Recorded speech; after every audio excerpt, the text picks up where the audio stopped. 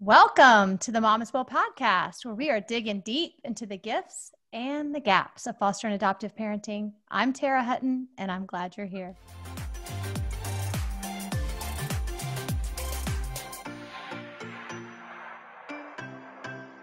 Mama's Well.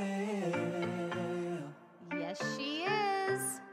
Welcome to our first Zoom podcast, and I'm excited and a little bit nervous. Not super great with technical things, but I'm gonna pave my way through, just like I've always done. And so today, we absolutely could not do this one in the studio, and reason being, this guest lives 4,000 miles away and in Dublin, Ireland. And I would love to hear her say that with an Irish accent in a few minutes. But my guest today is someone I met in 2016. She has just an unbelievable story to tell. And I got to be a teeny tiny piece of it. But I wanted to ask her to come today and share her story. And I know that you will be completely encouraged, inspired, and amazed. So welcome, Emily, all the way from Dublin, Ireland. Thank you so much. I'm so excited to chat with you today. Thank you for joining me. I've been looking forward to this call for a while. And honestly, the technology piece of it has kept me a little scared. But we are going to work it out.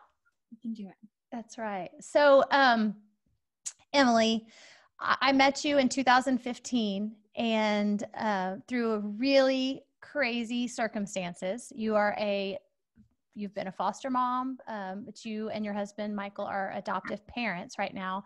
Would you take us back and tell us the story?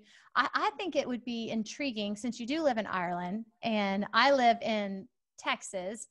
I think it would be interesting to tell how you wound up there. And so, I mean, that's a neat story in and of itself. So start with, we'll start wherever you want, but I definitely want to get to come in when you met your husband, Michael, from the very first time. I'll do a little bit before that. So okay. I grew up in Maine, just that accent that is not fully Irish, but I've been here for the guts of 12 years. So it does come and go. I have picked up some of it along the way. So I grew up in Maine, really standard middle of nowhere, lovely childhood on a lake. And I loved where I lived so much that I decided I was going to go all of 10 miles away to college. I did live on campus, but my parents had gone to the same college, and I just thought I didn't want to go too far away. I was a bit of a homebody. So I applied to this college, and off I went for 3 years without meeting my husband. Fairly small college. I knew exactly who he was, but our paths didn't really cross until our senior year. And we were actually both coming back for kind of an extra semester. I had taken some time off to work on a political campaign, and he had taken some time off to actually go to Texas. And so we were doing our kind of end of our senior years together, and happened to meet a couple days before school started. Technically, I like to say it was the third time I was introduced to him, but he doesn't remember the first 2 times. He was kind of a big man on campus, and I just wasn't. I was just kind of the under the radar, worked all these political jobs throughout college, and barely had time for the campus life. So we met right before school started. He had just come back from Ireland. He is from Ireland, and so he and I met, and we have been together ever since. So that was 2007, 2006, okay. Something like that. So he had come from Ireland. He was an international student. He was born in Chicago and moved to Ireland when he was 6 weeks old. His parents moved here. I just can't ever get over the fact that they moved to Ireland in 1982 with a 6 weeks old baby. And he was there first. Michael's dad came from the south side of Chicago, and he was going to play basketball for these teams in Ireland. And weirdly enough, basketball was kind of a big deal in Ireland in the 80s. A lot of people my age will remember that here in Ireland.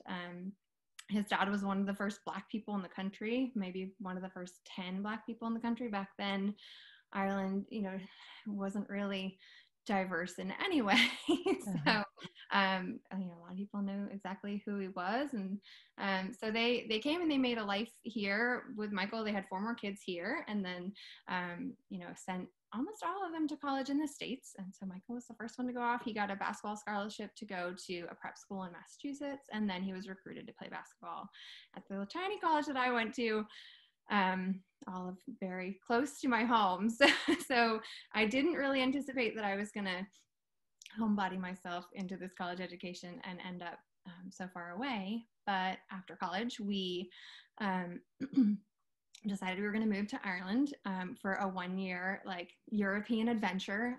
Technically, I did think I was moving to Spain because he had been playing professionally in Spain for a year. So I thought I was moving to the beach in Spain, and then the 2008 economy kind of collapsed, and they didn't have a real big need for mid-level basketball players anymore. He decided he was going to get a master's, and he was going to come back to Ireland, get a master's in guidance and counseling, and we had just gotten married, so that's what I was going to do too. So I will say that in retrospect, my degree in political science with a specialty in American presidents was useful, or at least wasn't as useful as I anticipated it was going to be.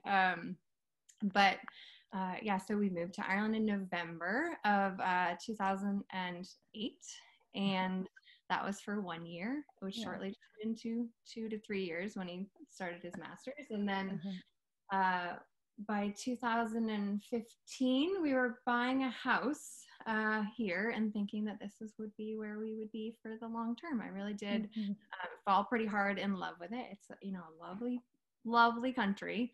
And I do really enjoy living in Europe, pandemic standing. So we had, awesome couple of years. We were traveling around Europe. I mean, we traveled all over the place, and it was just so easy. So we would just hop on a plane for the weekend and go to Vienna or, go to Italy. And it was really, really fun. And so, I worked different jobs, he worked different jobs, and we were starting to think about having a family. And we probably tried for a year-ish. And then we were running into not having a baby yet. So we decided to kind of investigate, what was happening. And we got some kind of general infertility diagnoses, and decided that in our hearts, IVF was not where we felt we were led. And instead, we basically said, we have a wild idea. Let's go to Texas. Wow. So sorry, that was kind of the long version. No, it was a great version.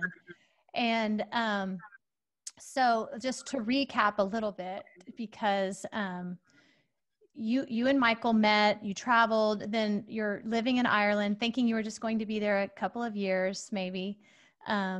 You decide it's time to have a family, you've bought a house, you're settling in, and then you get news that having a baby, the way that you would expect it, I guess is the way we should say it, probably is not going to happen. And then you said, so we just moved to Texas.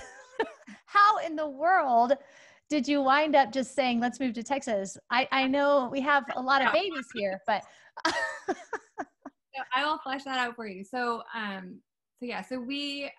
when we were faced with the idea that the way that I would carry a baby was going to require IVF, that was essentially the advice that we were given.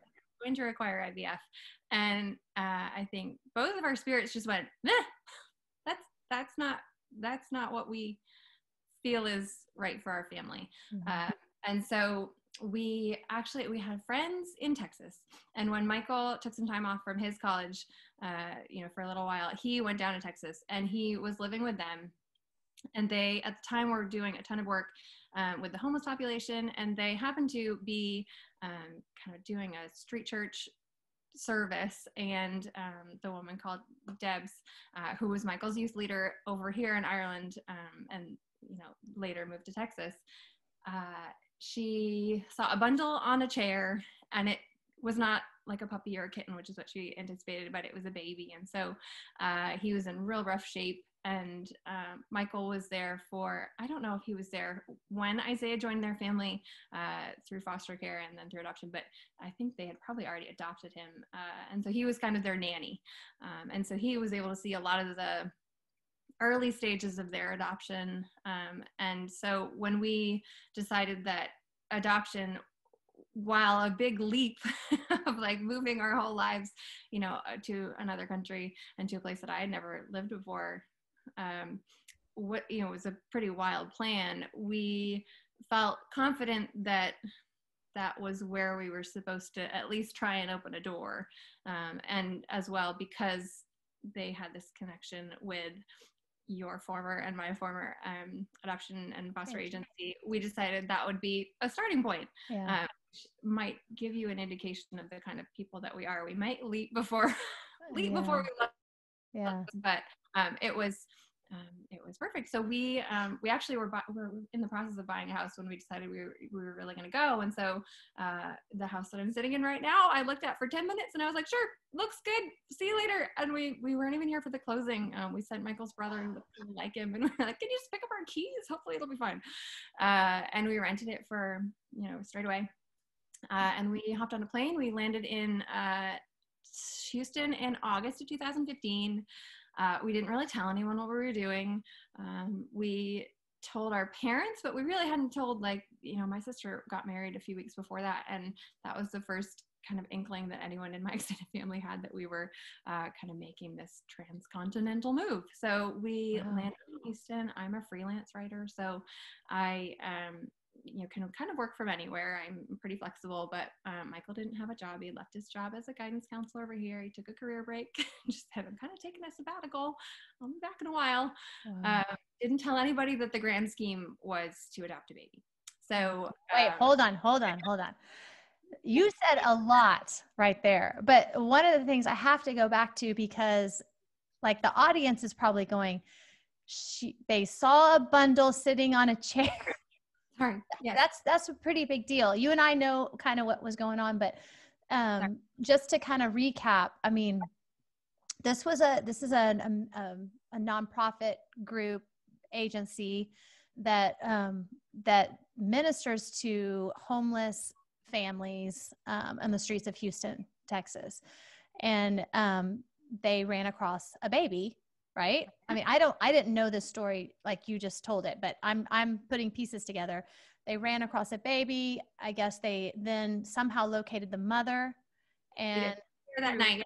So she knew at the time he was in quite rough condition, and so she knew that she wasn't going to be able to take him home that night, and so she asked them if they'd be able to care for him while she kind of figured out some things. And so they did, and they fostered him for a while and then eventually adopted him. And so he is now Michael's godson, and he's 15. 15. So, yeah. Wow. So Michael was here in the States when this all went down, or right around that time. And so he witnessed that remarkable journey, or the beginnings of that journey. Yeah. I think I need to have old Debs on the show. Yeah, you should. I was thinking she doesn't, I don't know if she knows who I am, but she has a beautiful story. So maybe we'll try to connect. Maybe you could connect us. Okay. So that was the one piece. You and I are still not connected yet. I don't want to get there yet, but you pack up a suitcase, you leave your home that you just purchased. You just said, we're supposed to go, and you got on a plane and went. Yeah. No job. Just go. Yeah. So yeah, we just said. And you had a job. You had. Yeah. Right. Yeah. I mean, to be fair, like I was freelancing. Yeah. Kind of back then. Yeah. Yeah. So it was we call it a flying leap of faith. It really was like, we're just going to go and we'll figure it out. So we stayed with Michael's sister was living there at the time. So we stayed in her little apartment for, a week. And then, Michael found an apartment and 3 days later, he was kind of looking for some substituting work in a school, and they hired him as the guidance counselor kind of on the spot. Wow.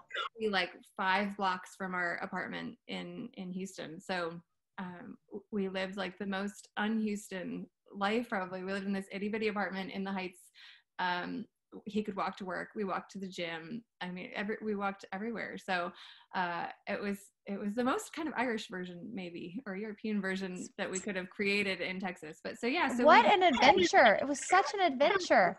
And that was our thought process too. I think we thought, well, if this doesn't work, at least we've done something kind of wild and fun. I think we were both feeling like Ireland was good, but it was easy, which I'm not sure is what the we case right now.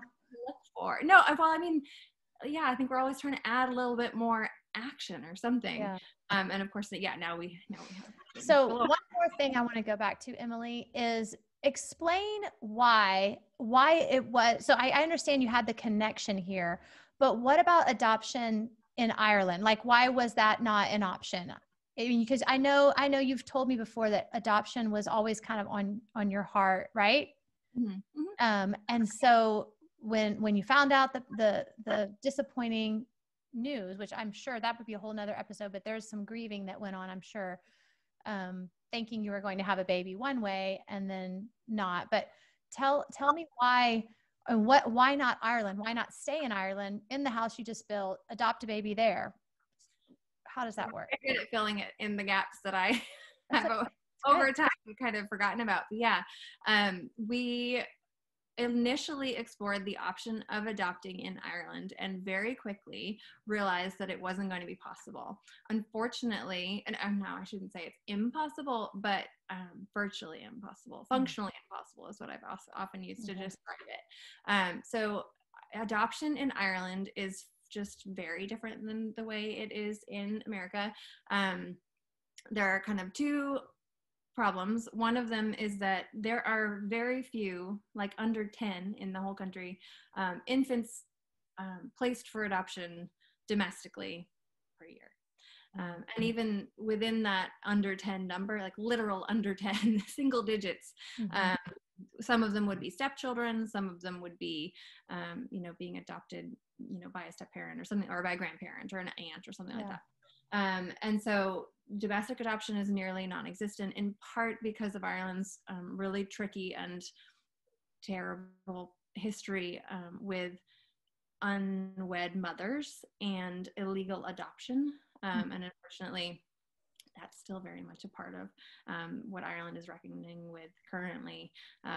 It was only in the last few years that they discovered like an awful mass grave of like 800 babies that had been discarded by a mother and baby home, which were very prevalent in the beginning of the, from the early 1900s probably until, even the 70s. I think one of the older ones closed in the early 80s.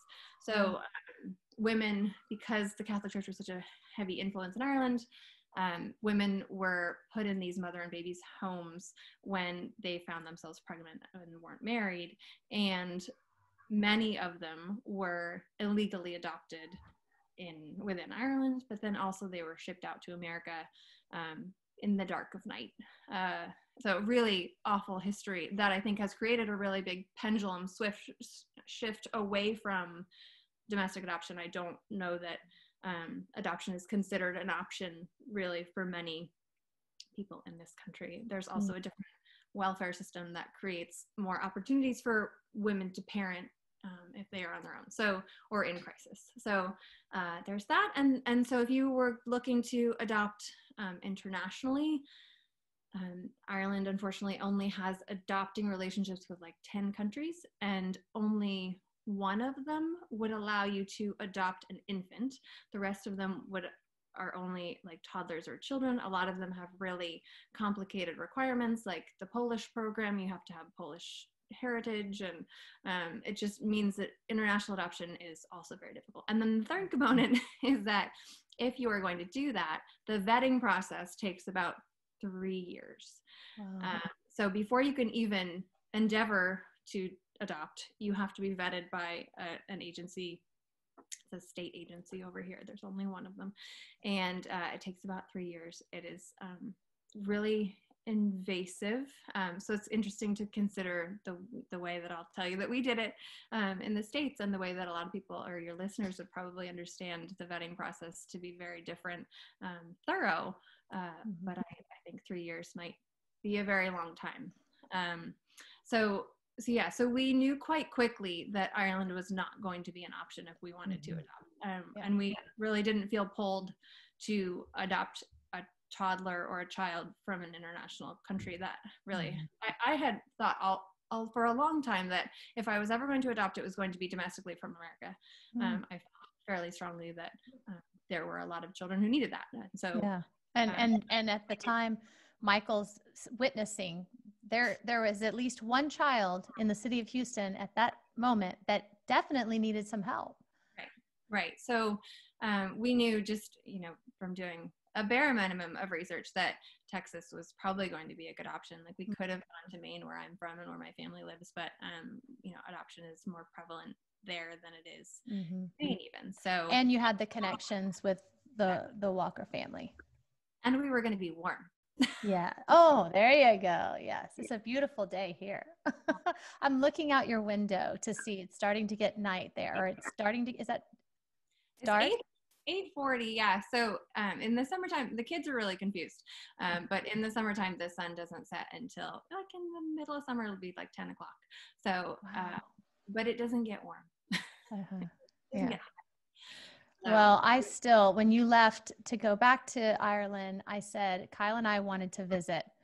And I told him that you were, I don't want to go there now. We're going to stop. I don't want to give away any of the story. So let's go back to where we left off. You arrived with a suitcase or two, I guess. Each. A suitcase each? Really? I was just kidding. No, really? Forget anything else. Wow. Okay. So you arrive in Houston. Did you say it was August? August. Okay. Yeah. August of 2015. And you get an apartment. He's got a job. You can walk. I mean, everything just seems to be lining up. Yeah. Had you been connecting with the agency? We did. Yeah. Okay. So we emailed them before we got there. And so they knew we were coming, and I think they thought we were bananas, which fair enough. I think we look back on it now and laugh, because I think we were quite naive about what we were hoping for. And it worked, but I think they were like, oh, I don't know if these people know what they're getting themselves into. So we had an initial meeting with them. We did all the paperwork, or did as much of the paperwork as we could. We kind of started to like furnish our apartment. I mean, I think we had like a couch and a bed. Initially, we really just were kind of like, this will be fine. It was almost like being newlyweds again or something. Yeah. It was really kind of. Okay. This brings me to, I'm sorry to interrupt you, but I got to go back here. So you're dealing with an agency. You're dealing with I know Michael was born in the United States, so he must be an American. You're an American. So I guess the passport issue I'm just thinking about home studies and, all of the legwork that goes into becoming a licensed foster adoptive parent. I mean, you were doing all of this very quickly, obviously. We were. Yeah. I was really motivated. We had also just bought a house. So paperwork was like my other job at the moment. Okay. So I was, I knew where all the papers were. Okay. But yeah, we both have American citizenship. We both now have dual citizenship as well, but we had American citizenship. We could just rock up with our social security numbers. Now we were able to use things like our tax returns from Ireland to show that we had some kind that you can make. Yeah. Because at the time you were kind of in between jobs, but that he got a job so quickly. Yeah. So with the school district is, But we even asked our doctor, our family doctor over here, we needed kind of like a letter that said that we were healthy enough to adopt. So he was nice enough to send us a letter. We kind of had a mixture of American documentation and Irish documentation that kind of worked together to build out our file. And so we we had gotten a few calls maybe in September that didn't really pan out. You know, the head of the agency would call and say, I think there's like a sibling group of like a 1-year-old and a 3-year-old. And we'd be like, sure, you know, we'll give it a shot. You know, for a fostering situation, not a direct adoption situation. And we were really trying to be kind of open to whatever would come. But we did not actually see a child. You know, no one arrived on our doorstep until we got a call on the 7th of October. So we had been in Houston for all of like 6 or 7 weeks, barely. And so we had got a call on the 7th of October, and they said, we think your daughter's here. And so this was at like 10 o'clock in the morning, and Michael was at school. It was one of the, you know, he hadn't been there that long, and he wasn't really telling the principal the real reason. The whole story. Yeah, you know, he's trying to kind of ingratiate himself before he landed any of that on them. And so, you know, I get the call at 10 o'clock, and they're like, okay, so can you come to the hospital? And I was like, I have to wait until Michael is out of school. I had to wait until his lunch break to go tell him, because I wasn't going to tell him that this sounded like it was really the real deal, you know, on text or something like that while he's in class. And it was a pretty rough school. So he was, he's pretty busy. Keep them from running away, or, you know, whatever.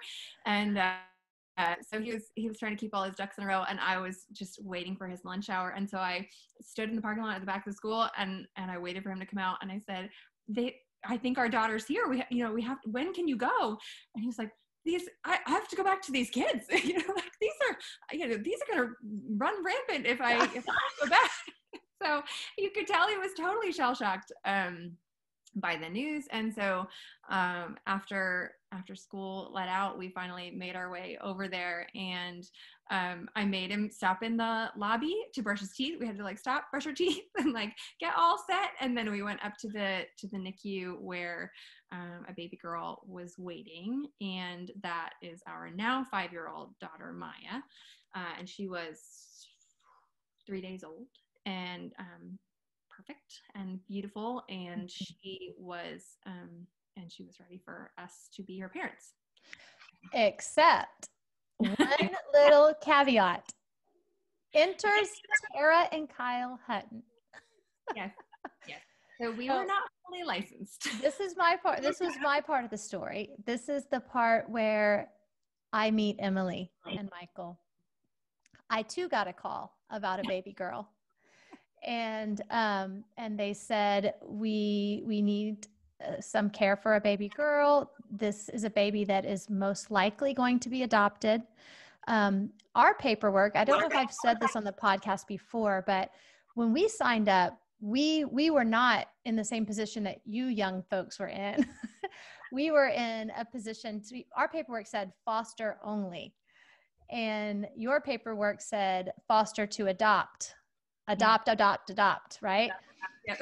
And so the agency, the head of the agency said, this little girl is most likely going to be adopted by a couple from Ireland, and she needs a place to stay in the interim while they wrap up some loose ends of their licensing process. And would you be willing to take her?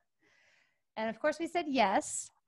And I'm so grateful. Yeah. And I remember that first phone call, because I know how anxious and excited you like, and who is this lady that's going to have my baby?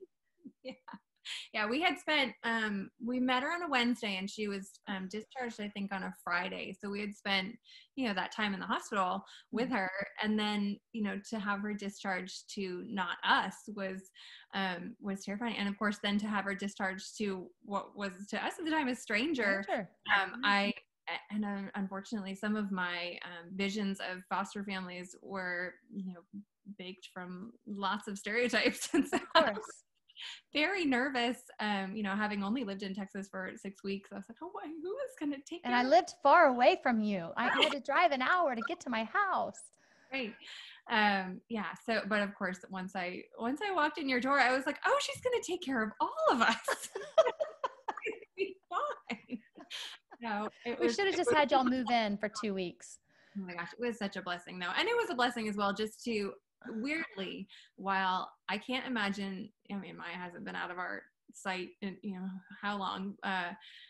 I can't imagine doing it differently because we needed the time. So I think we were doing like 72 hours with us, 24 hours with you. And that was what was legally allowed based on what we had done for our licensing. I basically was doing respite for you. Yeah. Or vice versa, however you want to look at it. Yeah. However they wrangled it. It was good for us because we really, I didn't do a single thing. I didn't want to jinx a baby. We probably literally had a couch and a bed when Maya arrived. We didn't have a crib. We didn't have, we really didn't want to make a purchase. And that probably speaks to some of the grieving part that you spoke about. I think when you want something with all your soul, and it has not been the easiest road to get there. Like I tell this whole smile with this story with a smile on my face because it worked out beautifully. And I think it is the way it was meant to work out now. But it wasn't without a lot of work and a lot of grief. Yeah. I think sometimes that is such a hard piece, especially in this arena of foster care and adoption, because it's not the first plan. It's not I mean, sometimes it is, yeah, but many, many, many times it's not. It's because there was a loss. It's because there was there's grieving that's had to happen. And so absolutely, that's definitely, I can understand why I don't want to, you said I don't want to jinx it. So that's how we met. That's how I met my Irish friend. Yeah.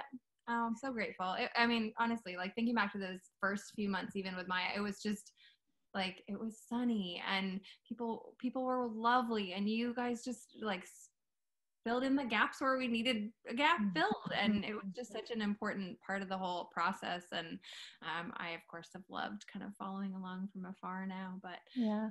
Yeah. And so if you just to fill in a little bit more gap, that was October what? 7th, 8th? 7th, 2015. Okay. So October 7th. Yes. So 2 weeks later, on October 21st, I got another call from the agency asking if we could take a 2.5-month-old little baby girl. And we said, yes. And that is my daughter, Skyla, who is 5. The last day that you had Maya. It was the last day I had Maya, on the 21st. I think it was something like that, where it was like there was an overlap where it was a good thing that Maya was on her way out and Skyla was on her way in, kind of like at the right moment. Let me just show you, if everybody can see this. This happened to be one overlap. Oh, fiddle. I don't know if that's going to work. I will post this picture. Can you see it? It's a little bit of a... Yeah, there you go. Perfect. There's Skyla and there's Maya. Is that so precious? I was very tired, Mama, because they had them at night. And I don't remember Maya not being such a good sleeper, although at that age, nobody's a good sleeper. But my little Skyla was not a good nighttime sleeper. And so I was a very tired mama in that picture. I'm going to post that picture because that's so precious. Oh. So that's how we met. Tell us a little bit about Maya, because it was also just as amazing as you jump on a plane, land, get an apartment, get a job, get a call 6 weeks later. I mean, all of that is, anyone listening to this knows that that's great. That's like, this doesn't happen like that quickly, that fast. And I know it wasn't without effort, but it worked. Yeah. So Maya, you get a call. Without getting too in depth in her story, I know that your connection, helping her understand her story, helping her understand, know anything about her birth parents, all of that is very important to you. So tell us a little bit about that. When we got to the hospital, Maya's birth mom had already been discharged, and so we didn't have a chance to meet her. I'm not sure if that's what she desired. I think she was ready to go. Mm-hmm. And so we walked in. Hold on. Had she relinquished her rights at the hospital, or how did that happen? Yeah. So they, so she had expressed an interest in having Maya adopted, placing her for adoption. And it just so happened that the OB surgeon who did her C-section happened to have been a client of the agency. Okay. So she put our agency in touch with Maya's birth mom, and so they went to the hospital and they chatted with her, and she was really kind of adamant that Maya go to a Christian family, and she she did think that the caseworkers were nuns, I think, but she was really that was her primary goal, and so she was pretty set on that. And so she was able to sign the paperwork before she left the hospital.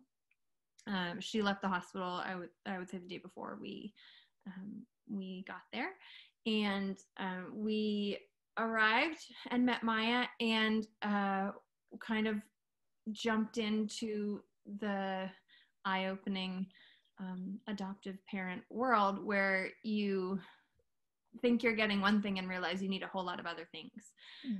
So we took her home and loved on her so hard, and it was really quickly that I would spend just about every night praying for Maya, and then praying for her birth mom. And we didn't have a picture of her. We didn't know what she looked like. We didn't know what ethnicity she was. Therefore, we did not know what ethnicity Maya was. And so for the first year of Maya's life, we wondered, and I wondered, not obsessively, but it was like a constant kind of like, I want to know. And I would love to be able to say to her what a gift Maya is. And so finally I found in our paperwork an address. And so Michael and I decided to do the thing that we do, take flying leaps. And so a friend of ours came and babysat Maya. And so Michael and I drove out to the address and we looked for her. This was, I think she was 8 months old. Okay. Can you still hear me? Yeah, but I lost you for a second. I was trying to connect to my AirPods, sorry. So we drove out, it was probably only 20 minutes away from our house in Houston. So we drove over there, and Michael and I were like, well, we'll just look.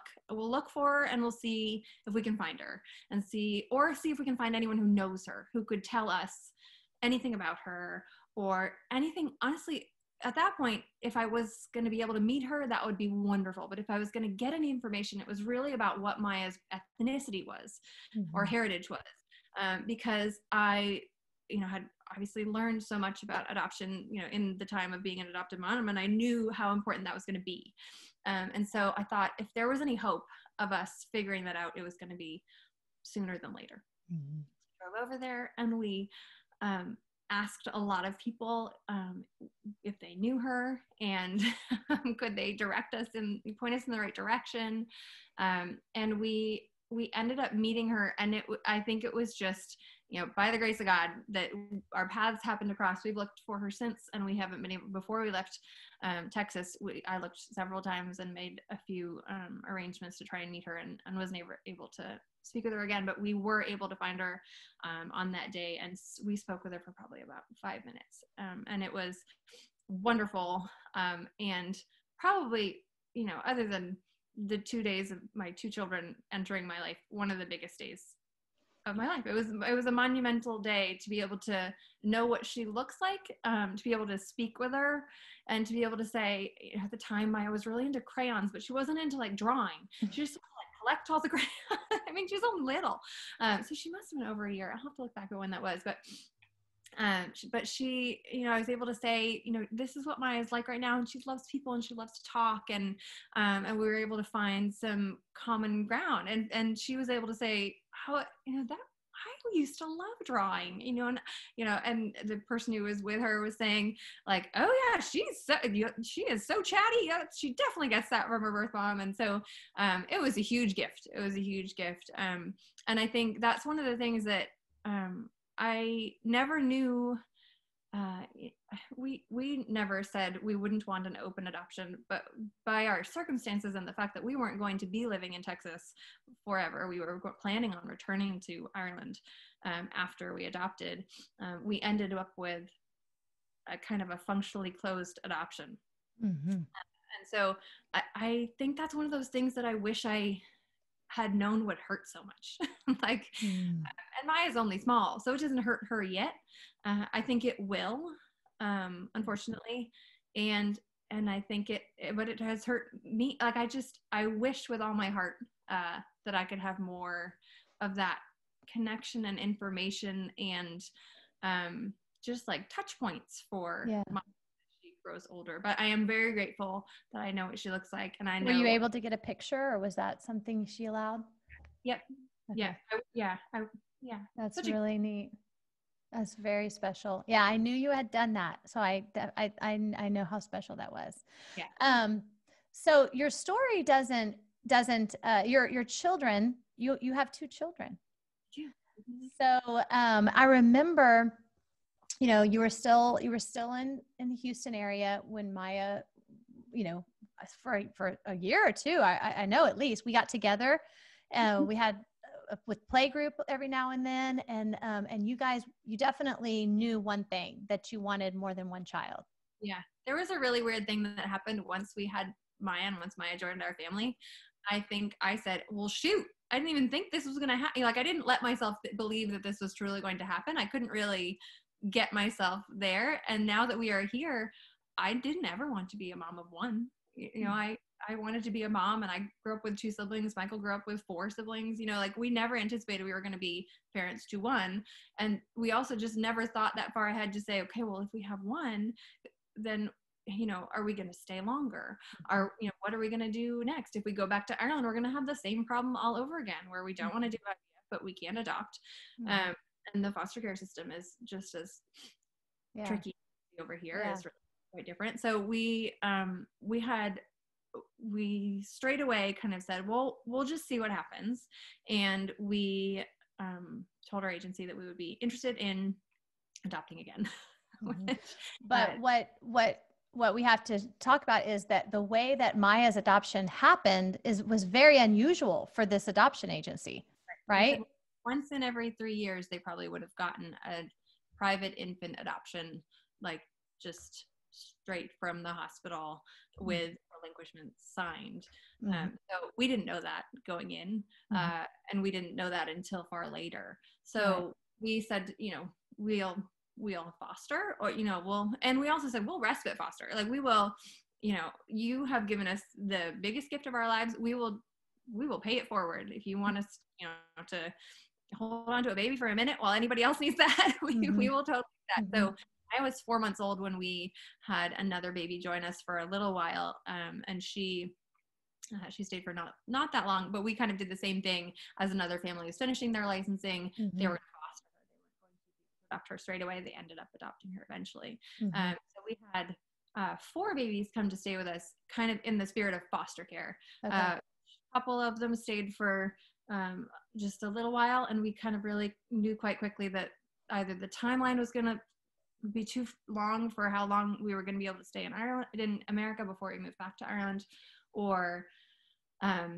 we just knew that they weren't meant to be ours. It's a weird other thing that you just know. And so we had one who we thought was going to stay. She stayed with us for 2 months, and we were told that she would probably be adoptable, and she was not. And kind of within that process, I realized, me being the one taking the phone calls, people asking us, Michael was working and I was babying. And so I realized that one of my first questions was, do you think we'll be able to keep it? And when I heard that being my gut reaction, I really had to kind of square that with the goal of foster care. And I realized that we weren't in the right place. We happened to have been in the exact right place for Maya, but that agency was not going to be the right place for us to do another private adoption, which is what we fundamentally did. I think that's super, that's big what you just said. And that is, you heard yourself saying, do you think we'll be able to keep them? Yeah. That again trails back to that grief, right? Yeah. And as well, like our goals, I think, I don't think we carry a lot of grief. Like, I think we've mourned the idea that we were going to have biological children. I think that is not the question. I think the bigger question to us is we wanted to be parents of a baby. I mean, so we really felt no interest in however they came, whatever. Yeah. But I didn't want to be the temporary parent. Now, I know I couldn't have done that before Maya. But I realized I also couldn't really do it after Maya. I still felt quite strongly that she needed a sibling, and this had to kind of happen before we moved back to Ireland. And so foster care, I have a huge heart for foster care. We really thought we were going to be able to foster when we came back to Ireland, and we haven't been able to. And it's something that we have planned for our future in some way. But what you're talking about is a conflict, a conflict, knowing that because you know the importance, just like you spoke of wanting to know Maya's birth mom, the importance of a child being reunified with the parents. And that is a very hard place to sit as a foster only parent, like I was, and as a parent that's longing to adopt a child. That's conflict inside. And it's so very, painful to sit in and watch. And I witnessed you moving through that. Yeah. Very painful. And so, because of that, you guys decided that you were going to switch gears a little bit, and you moved into a private adoption situation. So we changed agencies in order to be able to just do kind of like a straight private adoption that was involved in foster care. That said, I will say that the time that we spent fostering, I don't think I've never done anything bigger, and I've never done anything I loved more than fostering. And that includes an adoption. I think that really stuck with me. And so it was hard to walk away from it. But we knew that I felt really strongly that our son was out there. I felt strongly that we had to find him before we could go back to Ireland. I just kind of knew in my knower that what we needed to do. So how did you find that son? And it is a son, Noah, right? Noah Michael. Yeah. So we changed agencies in the springtime of 2017. I think we dropped off our profile book to our other agency, Pelchin. Yeah. The Pelchin, that's where the other baby I know from 1969. Right. Yeah. So we dropped off our profile book at Pelchin in May of 2017. We expected to wait a while. We were going about life, raising Maya. She was a dream. She was 1.5. And we headed back to Ireland. Well, we went to Maine. We were going to go to Maine, and then we had to go to Ireland for Michael's sister's wedding. And so we called the agency and we said, look, these are all the numbers you need to be able to find us. We are not off your radar just because we were outside of Texas. We will be back here in one day. So we headed to Maine, and we were going to stay a week in Maine, and then we were going to go to Ireland, do the wedding for 2 weeks, and then come back. So got to Maine a few days later. Michael comes I just had gotten out of the shower or something. It's a rainy Irish day in Maine, and Michael comes bounding up the stairs, and he had happened to answer the landline at my parents' house. I don't know if he's ever done that. And he said, it's the agency. They want to know, will we consider a baby boy? And so I was really pleased that he was able to take that phone call. I thought that was really awesome because I had really been the one dealing with all the other phone calls before. And so it was just a really nice turn of events that he was able to kind of get the information from, the woman's name was Leah. And so she was kind of telling him about a baby boy. He was due in a month. So you have just perfect. You have just enough time to go to Ireland, and then you'll be back for a couple days before the baby's due date. It'll be fine. And she was going to have a C-section, so it was going to be scheduled. So And you know, she we had thought chosen you and Michael based they, on your book. us. Yeah. This has happened to us twice, where the agency has chosen us twice. We don't get to say that we were chosen by the birth mom. I don't know that now that I think they do know who we are. Oh, the agency chose. Yeah. Okay. Yeah. Both times that's how it happened. And I think she made the decision that she wanted the agency to choose. Okay. So, they said that his older sister had been adopted through Pelchin 5 years previous, but that family was not in a position. They had a young baby at home as well, and so they were not in a position to adopt the incoming baby boy. And so, would we be interested in considering Noah, who turned out to be Noah? And so we flew off to Ireland. We were doing the wedding, getting ready for the wedding. Everybody's flying in from everywhere, and I get an email on a Friday that said, "Hey, look, she's going to go 2 weeks early. Can you just come on back?" So I flew back on my own. I think that Monday. I got an email on the Friday, back on the Monday. So flew back on my own, left Maya and Michael. They were in the wedding. And so we just said, okay, well, I will go back and do this, and you guys will stay, and then you will come, and this is how we will kind of manage this. And so 2 days later, he was born, and then the next morning, I was able to be with him. And so,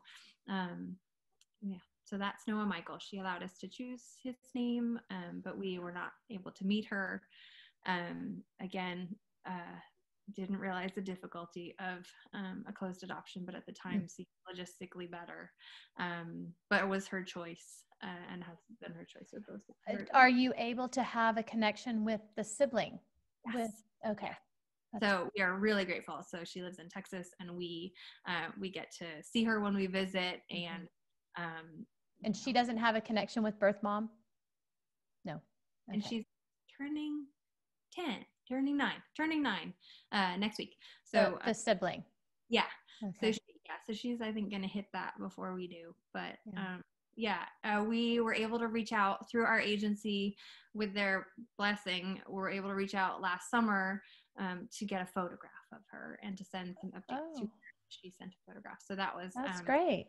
That was my similar moment of finding a picture. I had seen her in the waiting room at one point, but I was like hiding because I knew she didn't want to see. I didn't encroach on her privacy, and so I happened to be kind of visiting with Noah, so he was in the room, and so I had left to go to the bathroom or something, and I saw somebody asking for him, and I was like, "Oh, that's her," but I just didn't have the wherewithal to introduce or whatever. Yeah, because you don't know. That's the vision. I don't know. Of course, she had a baby not that long before. Anyway. Wow. That's a beautiful story, Emily.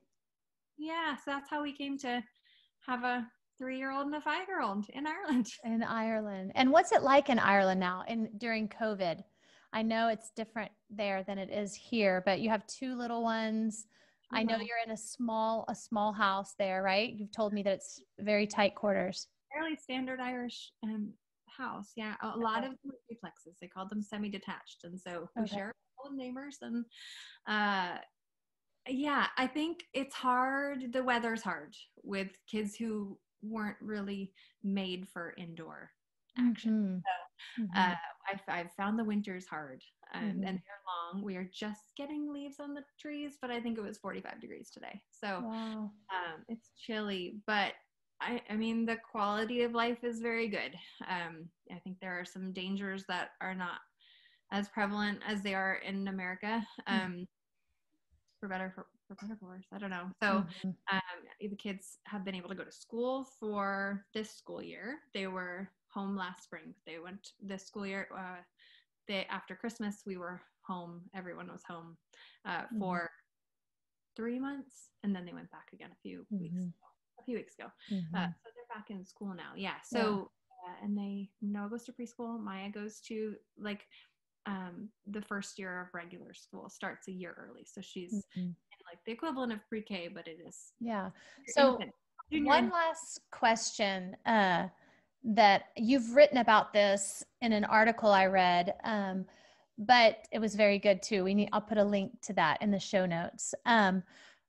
and this is just, I mean, I've never been to Ireland. It's definitely on my bucket list. I really would like to. I watched Outlander, and that makes me, Yeah. I loved Outlander. But a biracial family in Ireland, how common is that? So I know, I'd like to know the answer to that. And then also, how common are, and you've already told us that it's not, adoptions are just not common there. So how have you been able to navigate that piece? I'm curious to know that, because it's very common here. It's very common.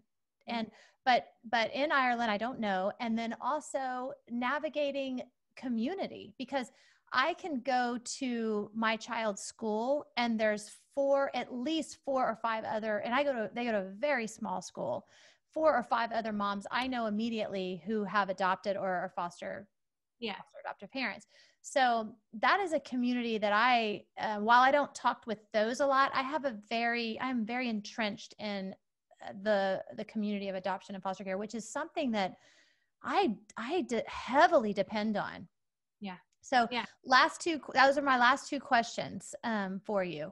So becoming more common, I will say that it's becoming more common that families are not necessarily white Irish.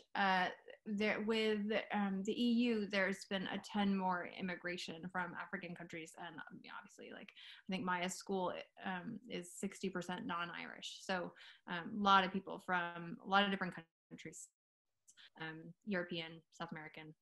So in that way, it's becoming more common. When my husband was growing up, he was the only one. He was the only biracial child in his school. His siblings were the only ones in the neighborhood. So, or you knew exactly who the other couple were. And that was really because of where we live. It would have been more common than anywhere else in the country. Mm-hmm. So it is becoming more common, but I would still say that it is overwhelmingly white. Both my kids are in overwhelmingly white classes. And so I think we've found that difficult. We've also found it really difficult. I didn't think ahead to the after of, if you can't adopt in this country, what's going to happen when you bring back adopted children? So, most of the children who are being adopted into this country from the various international places, they're not my kids' ages yet, so they might come in at 5, 6, 8, whereas so we don't have peers for them, which is tricky. I will say that I have met several adoptees, domestic adoptees here who are my age, kind of, so adoption is not foreign in that way, except it is for a parent. And so a parent my age, it's been tricky, and it has been lonely. I think it's been lonelier than I anticipated, especially I think, the earlier years were the easier years. And then as they get older, you start to figure out all the navigating parts of it, and you need sounding boards, and you need people to kind of go before you and pave it a little bit. And it's helpful when I can watch it happening for other people, and then I can kind of learn from that. So I dug really hard into the internet. I don't know if I would recommend that, but that was the resource that I had. And then of course the internet paired with 2020 was a lot. It was a lot to absorb, and it was I felt like I had my own reckoning with what we had done, and was that the best choice for everyone? Was this the best way that we could have done these things? And where I think we've landed fairly comfortably is that we will probably leave Ireland in the next year, and we'll raise the kids where they came from. And that's definitely a choice that Michael and I didn't make lightly. His family all still lives here. They're all like a mile away. And, he has a job here teaching in an all Irish speaking school. Wow. So, and, our lives have really been kind of built here, but I do feel like there's going to be more life to be lived in the place where our kids have come from. I think one night we had a conversation, and Michael said to me, that's where their moms are. And I just was like, that's exactly it. That's where their moms are. And if we don't ever have the opportunity to be in relationship with their moms, then I want to be in proximity. And I think we both want those kids who, neither of whom are white. Noah is mixed race, of an unidentified persuasion, and Maya of Mexican descent, but otherwise we're not sure what the other mix is. And so we want the ability to really dig into the pieces that we know in a way that we just can't hear. And so, so we're just going. Plus, you're really cold. Plus, I'm cold all the time. And you miss me. And I miss my Tara. I'm ready to come back. But yeah, no, it was a hard decision. I think we made a few hard decisions the last few years, to stay in Texas, to adopt Noah, and then to leave, and then to leave here again. I want to clarify. I think you've made brave decisions, courageous decisions. Yeah. And I think we feel good about them all. Having As come you out should.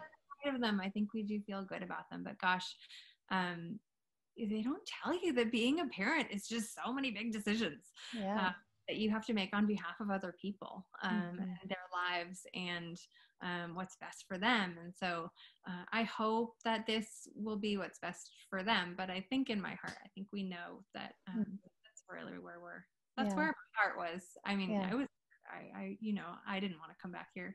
I felt like once my kids were born there, I like driving by the hospitals where they were born. I like those, being able to feel the feelings that you had in those moments. And I like that 20 minutes away, if Maya asks, we can go look for her birth mom.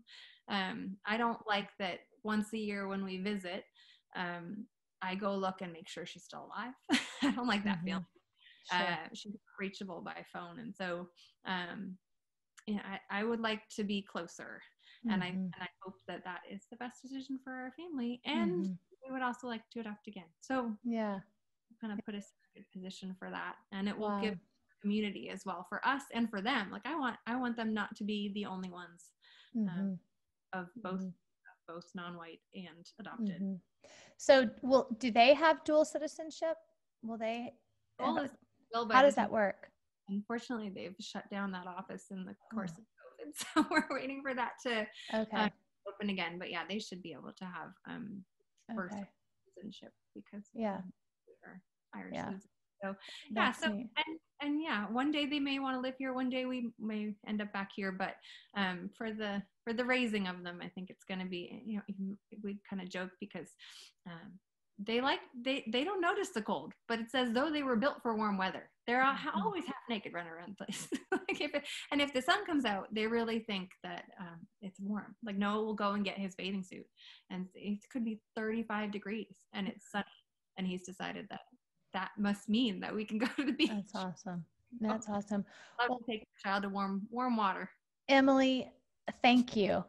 It's so fun talking to you. Like I loved hearing this story uninterrupted, because I'm quite sure that we never had conversations uninterrupted when you lived here. We were surrounded by a lot of little people because we had other friends that were fostering. One in particular had many children, right? And so we were, when you and I were together, we were with a lot of children, and this was just so nice to hear this story. And therapeutic to talk about it with somebody who really just knows our heart and where we came from. So yeah, it's a beautiful heart. And so how can people reach out to you? I know, and maybe even read some of your work. Say that again. My past work. Yeah.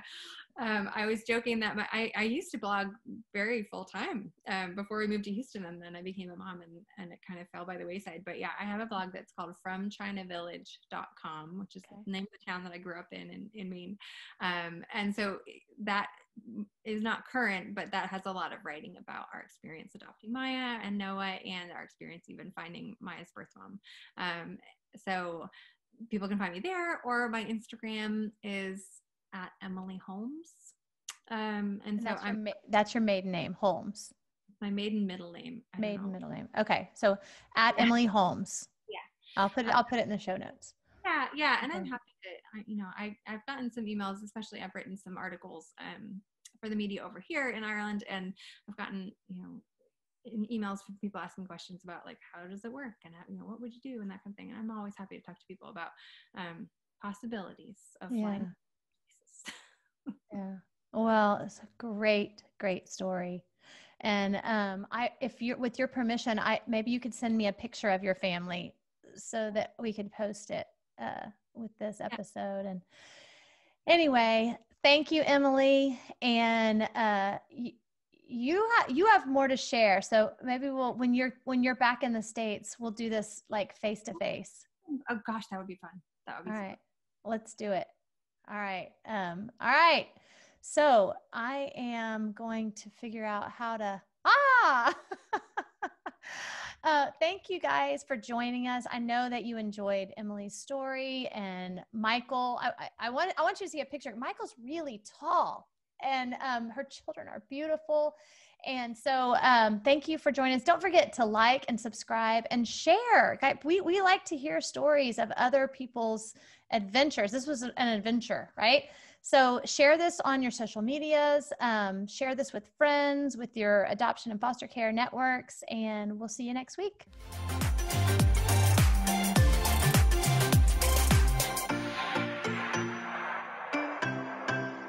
Mama's well. Yes, she is.